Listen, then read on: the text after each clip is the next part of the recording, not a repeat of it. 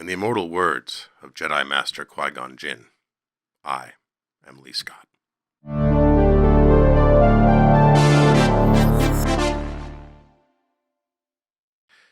The trailer for Star Wars Episode 8, The Last Jedi, dropped last week, and the internet responded with a resounding meh. I personally give the trailer 4 Jar Jars, and to be clear, Jar Jars are bad. Baby Groot from Marvel's Guardians of the Galaxy would be 0 Jar Jars, whereas John Travolta's Battlefield Earth would be 10 Jar Jars. You don't want Jar Jars. So what's going on? How does someone screw up Star Wars, especially after the abomination that was the Star Wars prequels? I have a theory. Social justice warriors. That's right. Those little internet trolls who go on Twitter and Facebook and try to bully creative people and movie studios into doing their bidding. These people are obsessed with gender and race and sexuality and think of little else, to be quite honest. The irony is that they don't even see the films and the media that they're criticizing. If they did, they would know that these things already have plenty of diversity and have for quite a long time. Using Star Wars as an example, we've got Carrie Fisher's Princess Leia, who is the prototype of the strong female heroine from science fiction and fantasy films. In terms of black actors, there's Billy D. Williams' Lando Calrissian, the man who destroyed the second Death Star. And of course, we cannot forget Samuel L. motherfucking Jackson, Jedi Master Mace Windu.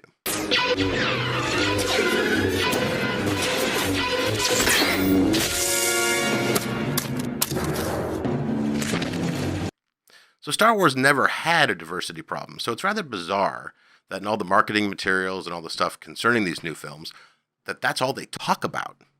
The whole idea of revisiting Star Wars is very smart, you know. This is a much more modern film in terms of, that diversity you're talking about, skin tones, accents, the role of women, you know. If you see that in the first films, it's princesses. They're not running in the field with a weapon, you know, fighting for freedom and being the stars of the film. I don't know where you get your delusions, laser brain. And that really is the problem. See, Star Wars fans, myself included, we don't have a problem with characters who are gay. That's my jacket. Oh. No. Keep it. It suits you. Who are black. We have to be ready for that. Oh, there's an access tunnel that leads... Why are you doing that? Why are you doing this? I'm trying to come up with a plan. Who are Chinese. Is your foot all right? We have a problem with characters who are boring. It's not a problem if you don't look up.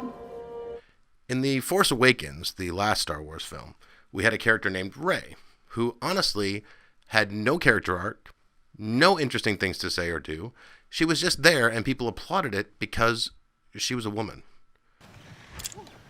You know how to use one of those? Yeah, you pull the trigger. A little bit more to it than that. And that doesn't make for good cinema, especially something like Star Wars.